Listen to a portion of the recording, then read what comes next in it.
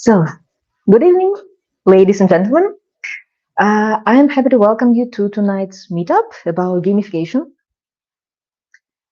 Uh, before we officially start, I have to apologize in front of our online audience because I'm not going to be able to, pay a lot of attention to any chats. So I won't see any questions if you have any. And of course, our collaboration, our communication with the offline audience is going to be more, let's say, interesting. And let me give you an example right away. The second slide traditionally is about the speaker. But before I go there, I'm going to ask you a couple of questions. So if you know the answer, please raise your hand and I will address you. First question is, who knows my name? Okay, please. Anastasia. Thank you very much. Okay. Yes. Who knows my profession before becoming a QA engineer? Yes? Oh, thank you. Yes. That was actually my third question, which language I taught. So yeah, you got 2 stickers. Thank you very much. So that's the drill, that's the flow of our 2 nights meetup. I'm going to ask you some questions from time to time, and I hope you'll be willing to answer them. And of course, I'm going to be giving you stickers. So this is right. My name is Anastasia. Currently, I'm a QA engineer at Andersen.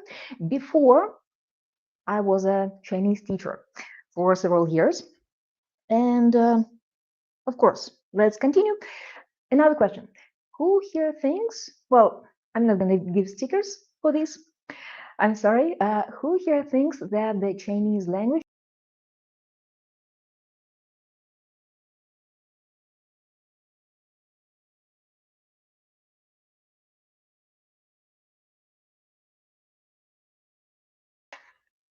my students didn't like that much. So as a teacher, my students didn't like that, but I hope you will agree that to learn a new language, we have to, make some efforts. Yeah, we have to, put some energy to it. And as a teacher, my job was not only to teach a language, was not only to talk about grammar and phonetics, but also make sure that they kept going when it was hard, especially when it was hard. So that was the moment, that was the time, during my teaching times, when I realized that gamification is actually a very powerful tool.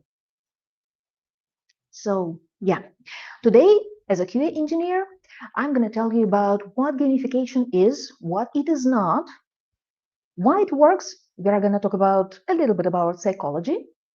I'm going to give you some real life examples. I like them very much.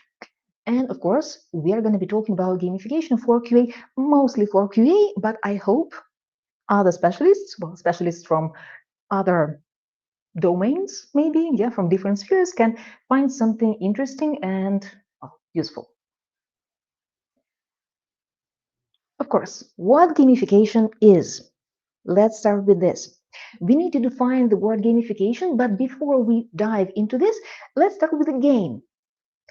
What pops into your mind when you hear the word game? Just raise your hand. There's no correct answer. Yeah. Entertainment. Thank you. Thank you very much. Anything else? Joy. Some active speech engage you into like any subjects. Okay, thank you. Yeah, it's very easy. Okay, character progression. Yes, absolutely right. Thank you. Anything else? Play. Absolutely right. Something that has rules. Rules. Thank you. Thank you very much. So, when you talk about gamification in general, we are not talking about, only games. What we are actually doing is we are taking some difficult and boring stuff and bringing it closer to something fun, engaging, and interesting. It's a process of transformation of boring. Sorry, I cannot. No, I cannot do it. Okay, it's a process of making something boring, something more engaging. So this is the first idea I'd like you, well, to remember, yeah, to take from tonight's meeting. Gamification helps us turn boring, sometimes even, psychologically painful tasks into something more, well, interesting, at least. So, can I go further? Yeah? Okay. How do we get from boring to interesting? This question takes us to another, well, yeah, to another important thought. Gamification is about designing motivation. It's about understanding our brain, what keeps us going, and restructuring activities, well, around our motivation. Well, yeah, this is about it. Mhm. Um, Actually, yeah, I'm sorry. I lost train of thought for just a moment. Um, just to make it more clear what gamification is, let me give you an example. Yeah, and I'm gonna ask you this. Playing table tennis for 6 hours in a row on a working day. Is it gamification or not? No. No. Who said that? You said it. Can you explain why? That's not the part of your job. Okay, it's not a part of your job. Thank you. Okay. And yeah, it is actually a game. Yeah, it's a game itself. It's a hobby. It's a very nice hobby, but it's not gamification. And maybe another example. Mm, Watching a YouTube video after you've done, well, one of your tasks. Is it gamification or not? It's kind of. Kind of gamification. Why? Because if you know that after you complete a task, you get, for example, videos like 5-10 minutes of watching something interesting, and it's Okay. like really interesting, like not interesting, really kind of motivated to complete the task like faster and maybe better. Okay. Okay. Yes. Thank you very much. It's like you're getting a reward. Yeah, after you've done some, well, piece of your job. This is absolutely right. So when we more or less understand what gamification is and what it is not, let's move to the next one, to the next slide, where I will tell you a little bit about types of gamification. There are many, many different classifications, but broadly speaking, we can name, well, two types. The first one is external. And external gamification is something that people think that we say, well, points, badges, leaderboards, rewards, levels, it's all measurable game like stuff, something that we see on the surface. So this is external gamification. And it works. It works especially in the beginning. Why? Because it says, you are making progress. You're the star of this show. You are moving forward. You are, well, the best of the best. That's why it works. It, well, plays on our psychological needs to be good, yeah, or something else. We'll get back to this later. But external gamification is limited. Well, at least for the reason that some people can be motivated only, or in some cases, only by points, yeah, rewards, levels, and as soon as rewards stop, their progress also stops. So that's why we have another type of gamification. It's internal, and to my opinion, it's more interesting. External gamification kind of, well, yeah, it adds another level, yeah, adds some things, yeah, that we can offer for people, to people for doing some stuff for us. Internal gamification focuses on restructuring the activity itself, on making it more engaging, more motivating. There are some examples of, well, how internal gamification can work. It can be giving people more choice in how they work or study. I'm sure you've heard of some schools, especially in Europe, when it's not just, well, where a classroom is not just a gray box, yeah, with desks. It's just learning space where students can sit down, they can lay down, they can listen to an audio book, or they can read a book, whatever they want. So this is a type of gamification as well. Or breaking a huge task into manageable steps. Yeah, this is also a great way, yeah, to make our professional life easier. Or creating a sense of mastery and improvement over time, or maybe creating a safe space for making mistakes. This is also can be a part of gamification.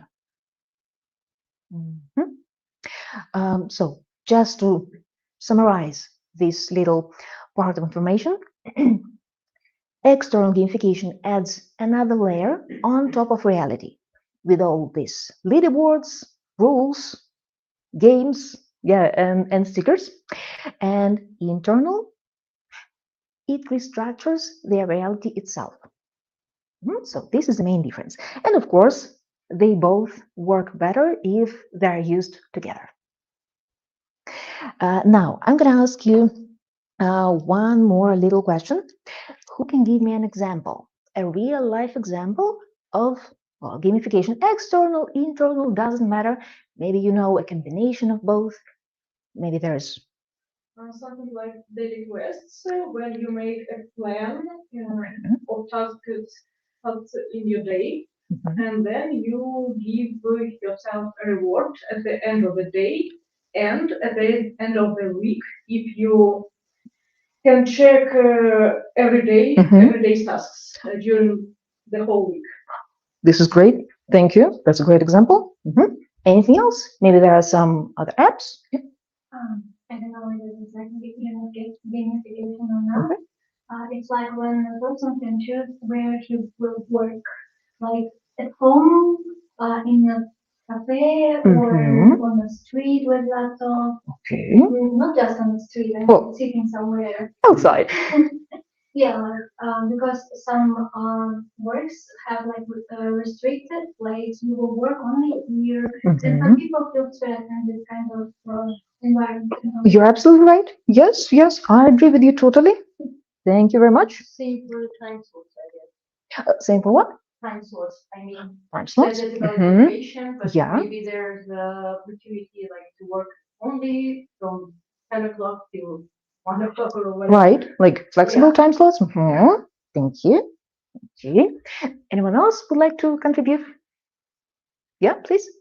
I usually plan to skip meals, so I downloaded an app that's called Finch, and it's actually something like an app manager, but it gives you rewards for just doing your daily routine or tasks, like take a meal, and it gives you experience points, and then you can buy yourself a pet or something like that. That's an actual gamification. Well, yeah, for sure. Yeah. Can I? Oh, of course. Gamification is also becoming more popular on things. For instance, because it is also actual gamifications that we are usually doing on our applications. It improves our brain, and it makes us more focused and increase more productivity as well time by time. And also it is very good for networking as well because it sends notification to another part of your society. Sure. Yeah, yeah. These are great examples of how gamification can be helpful. Thank you very much. Okay. And let's move further. If nobody else wants to share. No? Okay. Was that part of your presentation a gamification? No, when we give these stickers. Oh, well, yeah, of course. Yeah. So, I promised you some real life examples. Yeah, you shared yours. I will share mine. The first one, well, this is probably my favorite, especially considering our location, Tbilisi, beautiful city. This photo was taken in Sweden. I don't know, I don't remember which city. I'm not gonna lie, but the thing is, in Sweden there are many drivers who like driving a little bit too fast. So one company decided to do an experiment. Okay, let's start. Yeah. but not the experimental part. You all know the drill. Like if you exceed the speed limit, you have to pay a fine, right? Yeah, like crime and punishment always works.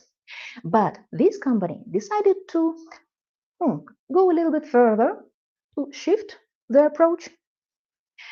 Can you guess?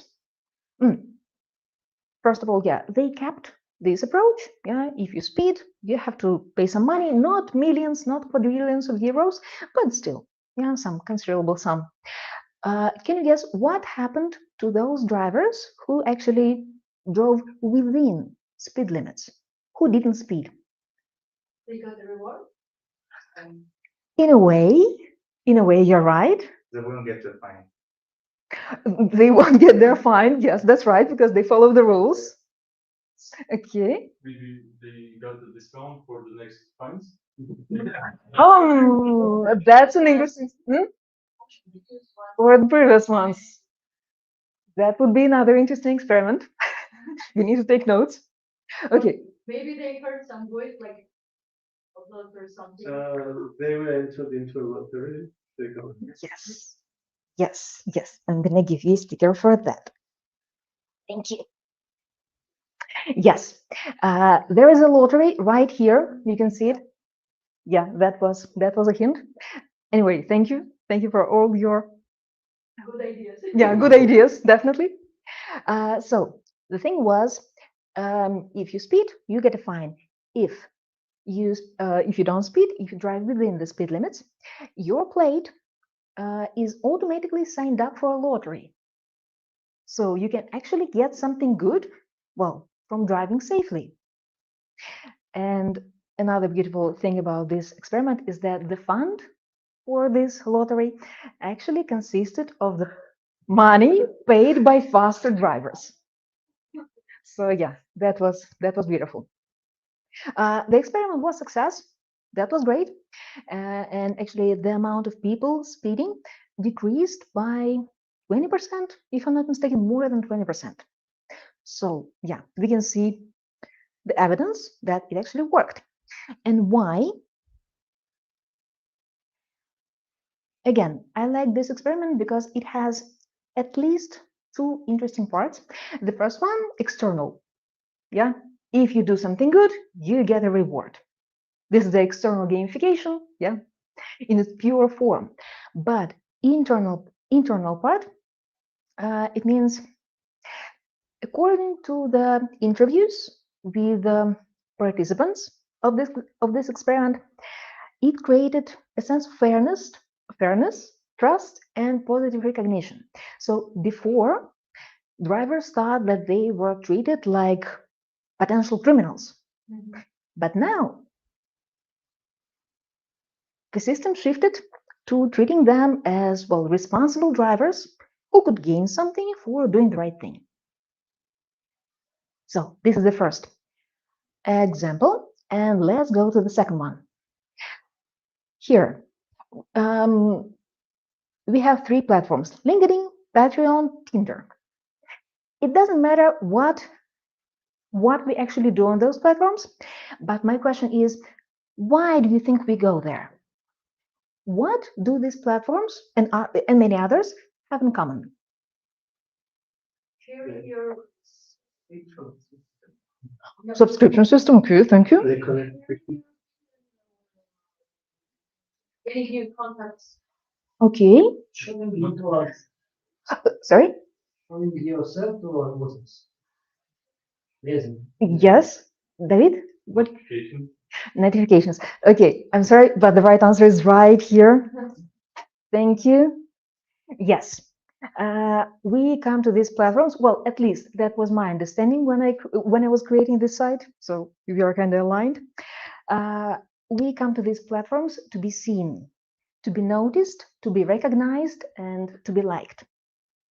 In order to do that, well, we start creating a profile. Yeah, we need to create a perfect one. Yeah, to be noticed, of course. But we need to stand out to be noticed, of course. We need to stand out on this digital field of millions of accounts. And of course, we want our profile to be perfect. to be ideal. But please believe me, just like, I don't know, light and shadow, black and white, hand in hand go ideal and anxiety. When we want to create something perfect, we start questioning every single step, every single, well, choice we make. Do I have to add more diplomas for good behavior from preschool? Do I have to add more achievements, like more photos in a bikini or something more casual? Of course, yeah, this for different platforms. But still, we hesitate, we don't build our profile, so we procrastinate, yeah, and we don't do anything useful. And here comes this genius thing, the progress bar. And it's genius at least on two levels. Yeah, please don't be surprised. This progress bar is also part of gamification. Is also another interesting tool. Why is genius? The first thing is that something that psychologists call Zeigarnik effect. It says that most of the people feel very uncomfortable with unfinished tasks, unfinished things. And this progress bar actually creates this unfinished task. Okay? It creates this unfinished line, and we see it and we want it to be complete. We want it to be beautiful and done. So it creates this subtle mental tension. So just to make us want to finish it, yeah, to make us want to complete it. That's the first one. So need for closure, order, and visible progress. It's entirely different type of gamification and entirely different type of motivation. Sorry. Yeah. It gives us this psychological tension, but at the same time, it helps us solve the problem. With every little step, with every, sorry, I'll get back to this slide, with every biography, social or work experience, with every little step actually gives us a tiny amount of satisfaction. So instead of thinking, I need to build a perfect profile, we think, I just need to move this green bar a little bit further. And it makes the task way easier. So this is the idea that I would like you to pay attention to. The interface guides your attention, reduces uncertainty, and makes the progress psychologically easier. And that's why so many people actually complete their profiles. And one more example. Example number 3 comes from Middle Earth. There's an app called Fantasy Hike, and basically it's a simple step tracker. Most of the step trackers, they give you a number of the steps you take, maybe calories or your speed, I don't know, some other measurable stuff. But this one turns your steps into a story. So instead of just walking, taking steps during your day, yeah, you can see your avatar progressing, well, on a great road that once was taken by and I forgot the name. Frodo Baggins. Thank you so much. Yes. And why it works? First of all, it lowers pressure. As I said, many apps, many step trackers, yeah, they can show you the speed you're going with, they can show you calories you're losing or gaining, maybe, I don't know. But this one, yeah, it just adds a story. It focuses on consistency and enjoyment. And that's why I think so many people will keep using this great app. The second one, yes, of course, it uses narrative. Instead of saying, you have walked 6,000 steps today, it says, you have reached Rivendell. So this is a greater achievement than just 6,000 steps. Storytelling gives meaning to repetition, and meaning, well, increases our motivation. It adds gentle social motivation. It's not a competition, even though if you are motivated by competition, You can use it, of course. Yeah, it's up to you. But if, for example, you and your friends start using this app at around the same time, you can feel like your own Fellowship of the Ring. So you can just compare your progress, well, and keep moving forward together. Yes, and this brings us to another milestone in our meetup. What moves people? Of course, this list is not complete. Yes, some people can be highly motivated by rewards. For someone, nothing's better than clarity, sense of completion. Yeah, for someone, social meaning is something that well, they want to pursue. And challenge, sense of competition, anything. Different people and even the same person in different situations can be motivated by different things. I suggest us to focus on the first one, on rewards. That's the easiest one, and probably all of us can find something that we can reward ourselves with. For example, I personally am very motivated by chocolate. But I cannot use this sort of motivation every day unless I want problems with my health. Unfortunately, I also like watching TV shows. So just like as you said in the beginning, yeah, I can finish a task and then give myself a little reward, like a 10 or 20-minute episode of some favorite TV show. Yeah, speaking of things to watch, I also enjoy scrolling real estate sites. It's not important why. The thing is, it's enjoyable. And that's how I can reward myself. Right now, I'm offering you, I'm suggesting that you share, some of your ideas. What could work for you? What would motivate you? Yeah, what do you think? I know that I was motivated by food checks in my checklists. Sense of completion. That's the wonderful motivation for me. And when I need to do a hard task, I take a piece of paper, a little one, and I can only put checks in that. And in the end of the day, I'm so happy. I can honor myself. Okay, praise yourself. Okay. Checks on checklists. Thank you. Thank you for sharing. And Okay. mine, but well, I didn't put it on the list, but we all know it's there. Okay, yeah. I'm motivated by the feeling of progress, like something forward.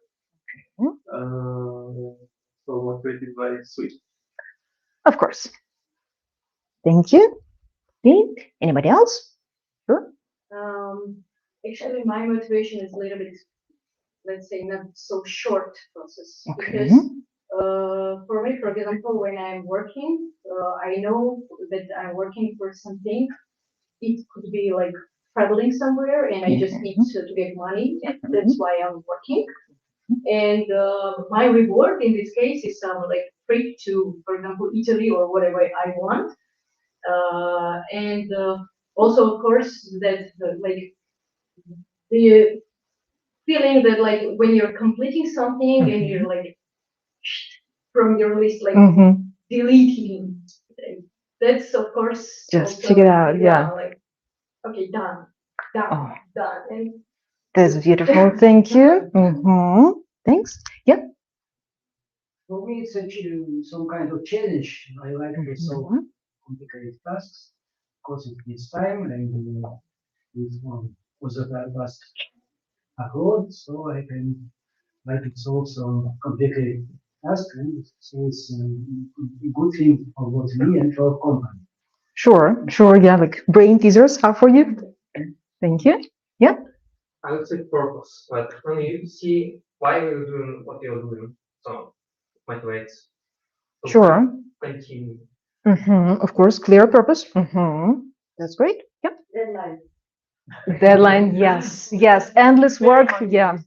Endless work is unmotivating. Yeah. I'm rewarded by being able to understand more stuff. For example, when learning a language, you suddenly notice that you understand more of that people are talking about around you. That's great. Thank you. We are motivated by so many different things. Anybody else? Actually, there's too much things that can motivate. Anyway, it's Yeah. good, I don't know, presence for yourself. Maybe something more like travel, gifts, and of course, like going some interesting place in restaurant, for example, or cafe with your friends. Of course.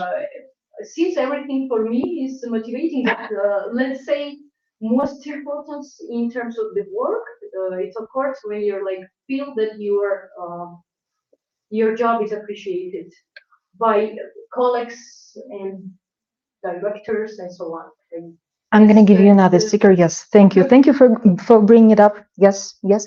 You also wanted to share? I'm a hardcore gamer, so both in games and in real life, I really enjoy achievements and skills. So whenever I face some task that I haven't ever done before, I look at it as an achievement that I'm gonna gain an experience and know how to do that.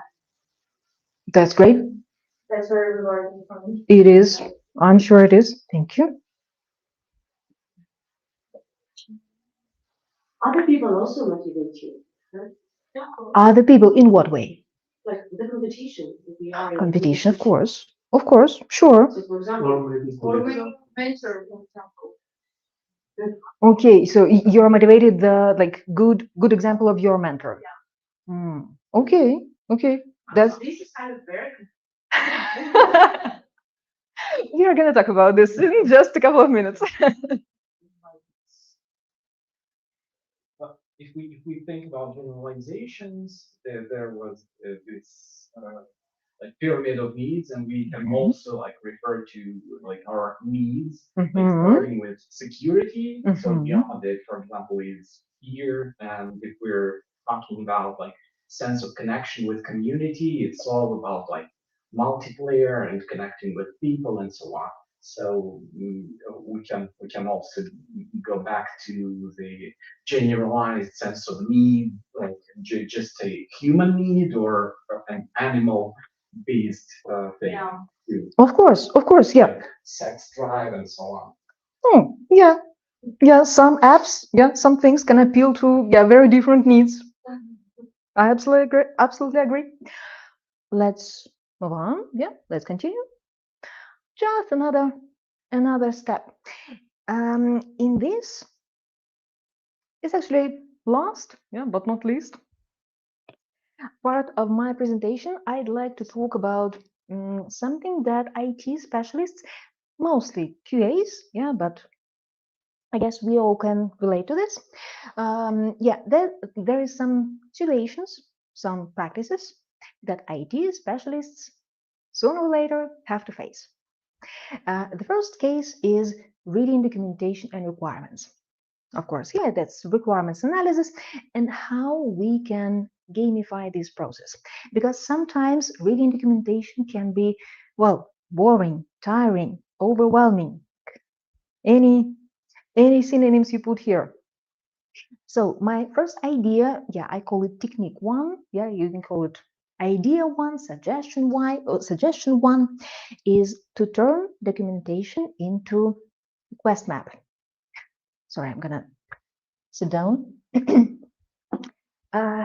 Yeah, the first suggestion is to turn documentation into a quest map.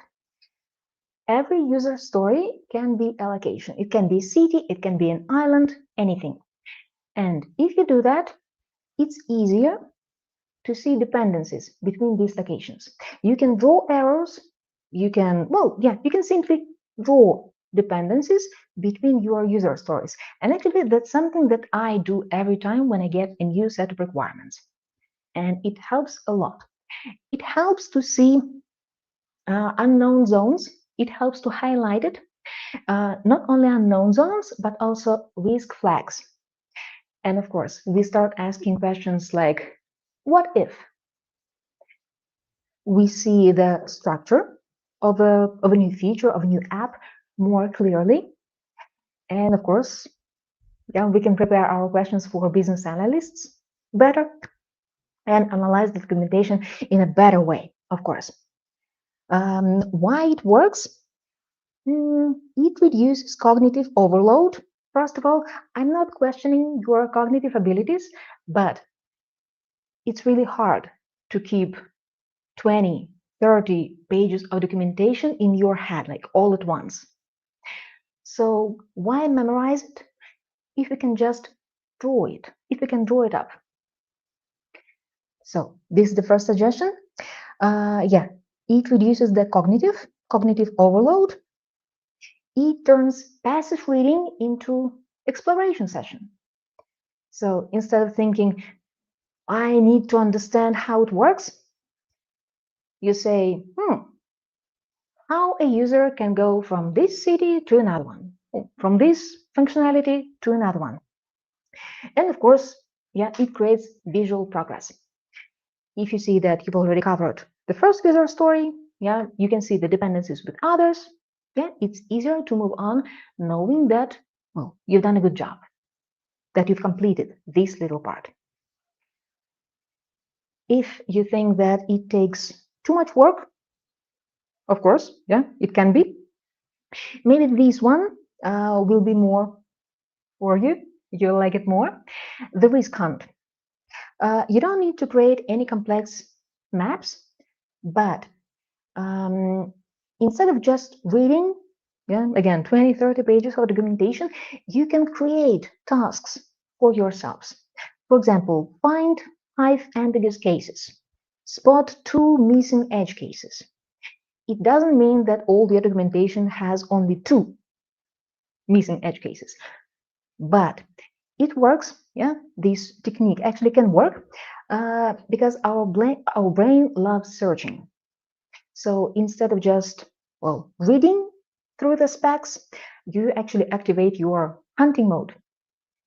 And if your well, curiosity increases, boredom decreases. Well, even if you don't use this idea, this technique, I hope you'll find it inspirational. Yeah, and maybe it will, well, push you to some ideas of yours. And let's continue. Of course, this is another case, another situation that mostly QAs have to do, of course. Yeah, have to face writing test cases. It can be endless. Yeah, it can be absolutely unmotivating. But, well, we can find a kind of solution here as well. If you take my advice and turn your documentation into a map, yeah, just like this, it's easier to write up a story. It's easier to see, again, dependencies, yeah, all those cities, islands, and just write a story about them. And this way, your test cases, they are not just separate checks of a new functionality. They're a coherent story. Sorry? Oh, yeah. Like you get like a roadmap of your feature. Yeah, absolutely right. So yeah, stories create logical flow. Yeah, you'll get that. It becomes easier to see, yeah, dependencies and transitions. And of course, again, progress becomes more visible. Yeah, and it's something that you mentioned. Yeah, you're motivated by, we are motivated by. Okay. Another. I don't think everyone is familiar with this.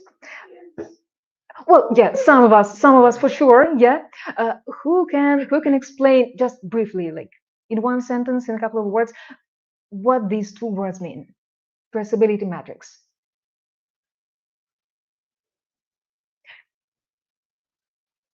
Yeah, you know this? Sure, yeah. Okay, never mind. So like dependencies. yeah, between what?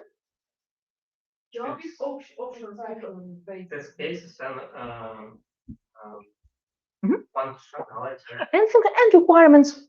Yeah, absolutely right. So here we can see requirements. Yeah, requirements in one column. Sorry, in the rows. Yeah, here we can see the requirements, and here, yeah, horizontally we can see test cases. And when I studied how to be a QA, of course, I was taught about these traceability metrics, and it didn't feel like a game at all. But we can use this as a tool for gamification. Why can we use it? Because here we can see clearly which requirements we have.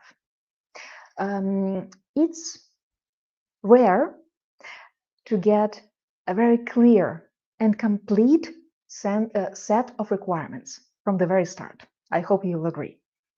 Yeah, sometimes the requirements will be reworked, some requirements will be, well, dropped, yeah, some will be, again, changed somehow. Anyway, you will see a set of clear requirements here. You can create this set yourself. And here you can see the number of test cases. And actually, your mission is not to ensure full quality, ensure 100% quality of your feature, but just to write at least one test case for each requirement. Your task is to turn this table green. That's much simpler than ensure full coverage. It sounds simpler, and it actually makes the process a way simpler. The second picture is actually just another way, just another type of traceability metrics.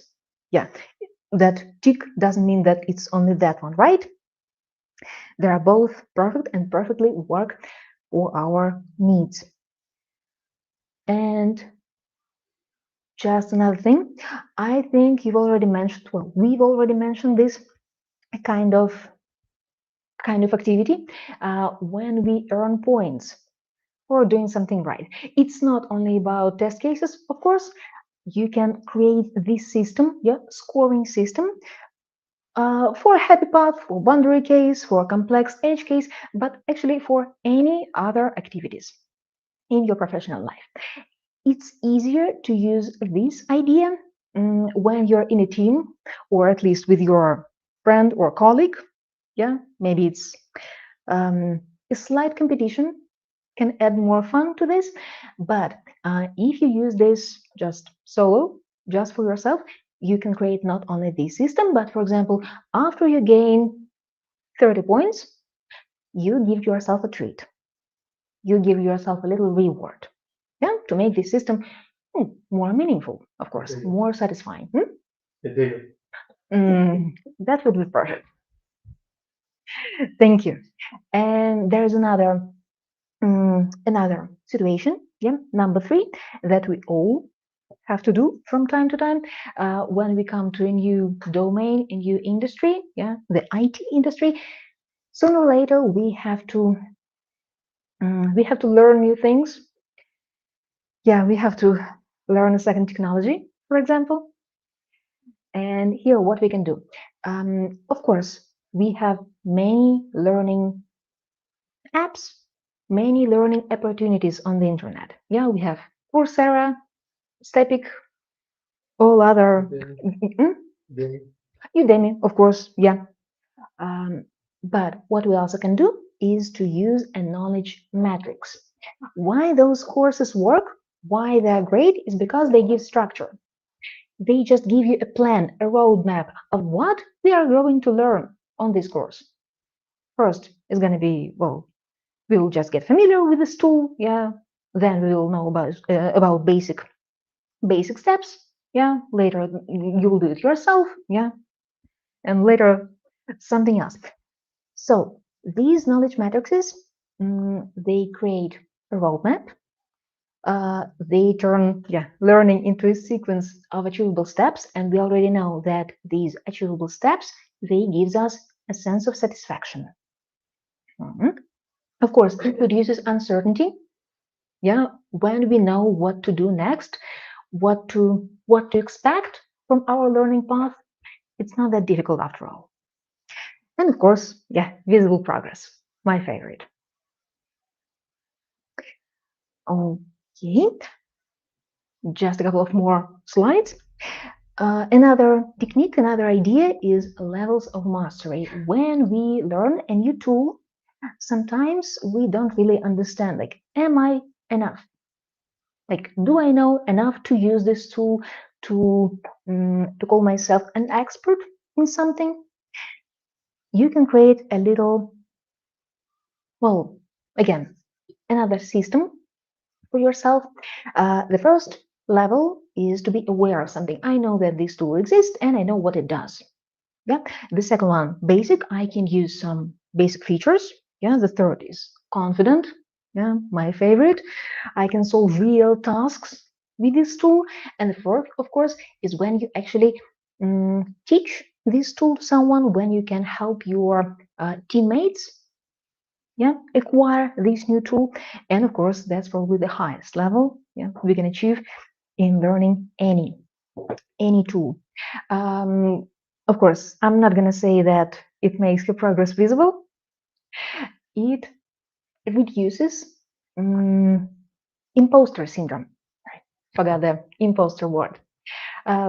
Some people, most of the people, I guess, at some time or another, suffer from this syndrome. So this system can actually help you to, well, to mitigate this problem. And just one more little thing. I said that on the internet we can find any, well, different, various types of learning materials, and I want to draw your attention to this type. It's challenges and sandboxes. Some materials do not just say, well, you can learn this. Yeah, here is another article on this topic. They focus on practice. Some sites, yeah, lots of them, they can actually help you. Oh, sorry, yeah, could you please open the door? Yeah, we are all probably suffering, yeah, a little bit. Yeah, those sites help us not only to learn a new tool, but to practice, yeah, to put our theoretical knowledge in practice and to become better, to improve our skills. I hope you'll agree. And of course, it activates curiosity and makes the learning process more memorable. Yeah, this is it. So, to wrap our meetup up, here are some key ideas that I hope you'll remember. Of course, gamification is not about games. Not actually. We've learned that people are motivated by very different things. Yeah, we shared some of those things. Let me skip to this. Yeah, jump to this. We don't need any complex systems to start. We can just add a to-do list to our professional life. Yeah, or some little app to help us through another day. Yeah, gamification works in everyday life and at work. Of course, yeah, we learned that. And of course, small design changes can transform boring tasks. Yeah, even small things. I hope this presentation was inspirational, at least to some degree. I hope you'll find some new ideas and make your professional life a little bit more satisfying and easier. Thank you very much.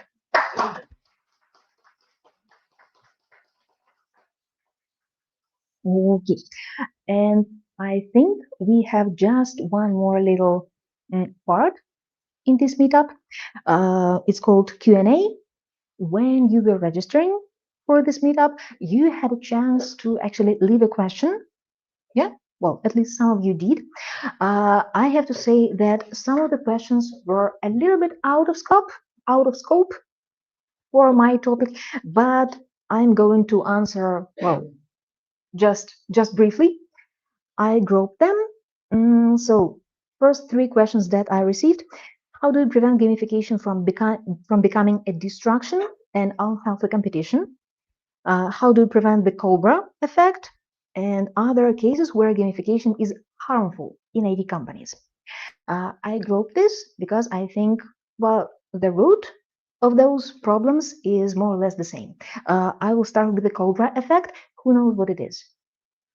The Cobra effect, there is a little story. I'll keep it brief. There is a little story that one time in India, there was a big problem with cobras, like too many of them, too many venomous snakes. And of course, the government decided to encourage the people living over there. They said, if you bring, like, for every cobra snake, for every cobra tail, we will give you money. And they started breeding them. And they started breeding the cobras. Yes. Instead of just, well, killing the cobras, yeah, people wanted money. And I guess the reward was too high. And people decided, well, it's worth it. We will breed these dangerous snakes. Yeah, and we will get them to the authorities and we will get more money. So this is actually, yeah, backfire from what wanted to be achieved. And actually, that's very close to point farming. That's what we discussed a little bit briefly. When it happens when we reward the wrong thing. Gamification can look very easy and fun, yeah, entertaining and engaging, but it requires really skills. It requires a skillful person to apply this in the right way. For example, in QA, yeah, in quality assurance, if you reward number of test cases, like the more test cases you write, the more points you get. It seems right. It seems easy, but it's wrong. If you reward more test cases, you get more test cases. You will not get better coverage. That's the problem. So in order to solve this problem, you need to decide what is actually valuable. It's not that easily measurable. That's right. And it's actually a big, well, I don't want to use the word problem. Yeah, it is. It is a challenge because sometimes our work cannot be measured just by numbers. I'm saying from a QA, yeah, guys, I don't know if the things that you are doing can be measured, but in QA, deep thinking cannot be measured. Preventing, yeah. How about bugs? Bugs, yes. This is another great example. If you give points for every bug to be reported, yeah, Yes, same. Like over. Yes, you'll get more bugs, like trivial double bugs. So it's a good intention, but still not the perfect one. The best way is to combine several approaches. The measured things, like number of something that we can calculate at least and measure, and some expertise, maybe a feedback from a tech lead or, I don't know, from a mentor, anyone. So combining techniques is the key to solving this problem. So another one. Okay, yeah. How do we reward the quality and complexity of work rather than just encouraging raw metric farming? Well, I guess the answer is going to be the same. Yeah, you have to first analyze and decide what it is valuable, yeah, for you, what actually you want to reward, what you want to achieve, yeah. And second, combine metrics. Yeah, it's not going to be only numbers, it's going to be feedbacks, well, expertise sessions, whatever, not just one metric. Okay, and the last part, 3 questions again. How do you stay motivated in a situation of constant task inflow? Will gamification work for people who are not really into games? And is gamification the same as competition? I guess the last one people recovered. Yeah, gamification, competition is a little tool in gamification. Yeah, in this sphere. Yeah, but gamification doesn't equal competition. Yeah, it's much more. As for the rest, yeah, the two questions before that. Uh-huh. Sorry. Yeah, about people who are not really into games. Again, as we understood, that gamification is not actually about games, and people, especially senior specialists, can be sometimes skeptical, yeah, about games. But first of all, if a person, for example, PM or Scrum Master, can introduce gamification slightly, just step by step, little by little, it can be done beautifully. It can be done gracefully without enforcing gamification on people. Just step by step. And of course, yeah, how do you stay motivated in a situation of constant work inflow? Unfortunately, gamification cannot help alone in this case. Gamification won't solve this problem entirely. Okay, personally, just my idea, my piece of advice is to start with prioritization and taking care of your health. Prioritization, of course, yeah, we have to know what goes first. Yeah, don't take all working items into your pool, and of course, take breaks. Yeah, that's for me. And from gamification, what can be done from this side? Visual progress. Use Kanban board, for example. You can see the number of tasks, like incoming tasks. You can see, you can actually control the number of tasks that you are actually taking into work. And at the same time, you can see the number of tasks that you've completed. And that's going to be a great, well, use for gamification. I hope it will help. Do we have any other questions? Online, offline?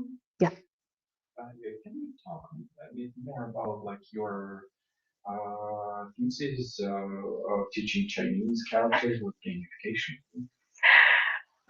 Do we have time? I can tell you more over a slice of pizza. Okay. Anything? Yeah. Is there a novelty effect in gamification? For example, when you start gamifying something, it works really well, but over time has diminishing returns. Yeah, you're right. It can work, yeah, because it's a new tool. Yeah, but over time, people get just used to it. My favorite activity, my favorite time when to introduce gamification is on a retro session. For example, I had an opportunity to work as acting PM, and when I had to conduct a retro session, every time I tried to do something a little bit differently, just to avoid this effect. Like they were the same, more or less the same activities, but in a new scenario, like, I don't know, pirates or stickers or something else. So yeah, it keeps it alive. Yeah, yeah. At least rotate. Yeah. What do you think would be a good internal gamification for education? Like there are a lot of external gamifications like Blooming or other stuff, but it would be a good internal method of gamification. Well, internal gamification, you mean if you want to learn a new tool or maybe a new language or something? Yes. Okay. First of all, that's an idea that I probably didn't actually voice, but I wanted to say that internal gamification, any type of gamification, starts with understanding what we need, what I need as a person. So when you understand what actually motivates you, like sense of completion, yeah, or I don't know, another trip, yeah, you have a clear goal to go to. I guess in this case, it will be easier to understand how to redesign this whole process.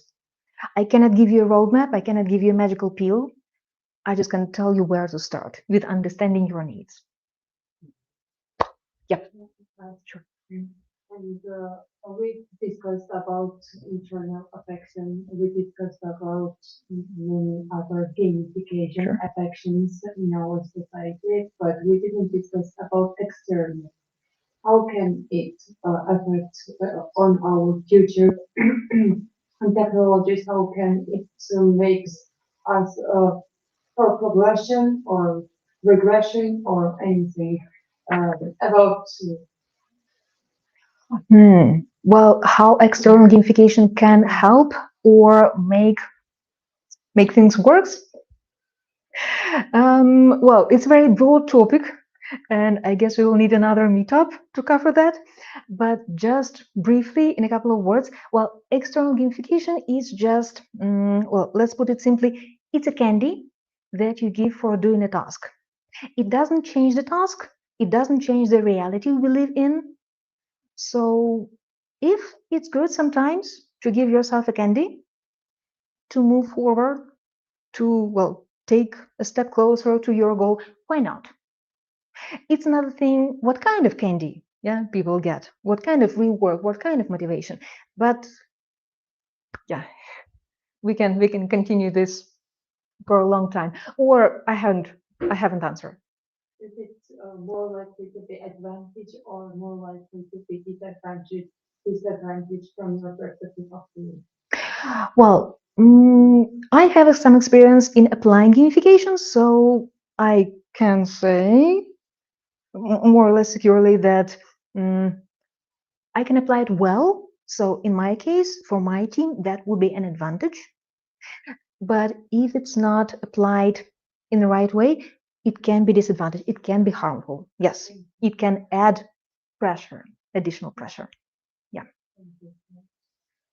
Any more questions? Maybe someone has asked about it, but maybe I skip.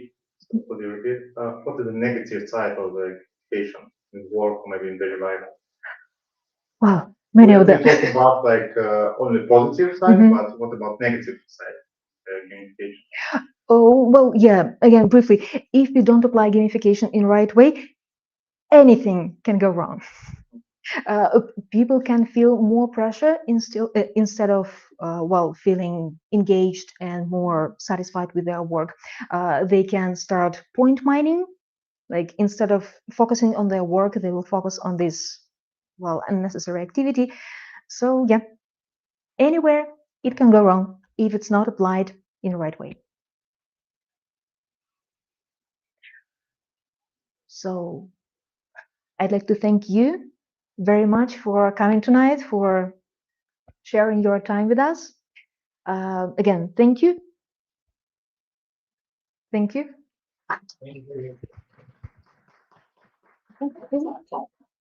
Thank you very much for attending. Now you can go to the kitchen and Oh, sorry.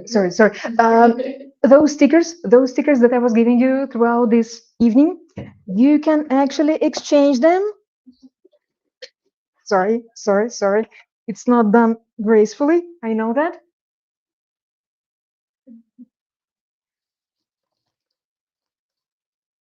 Here are some Andersen merch that you can exchange for the stickers.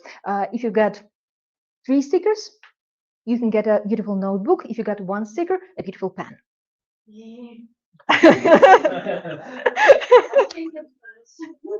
Great. So yeah, please, you're free to go. Yeah. Thank you.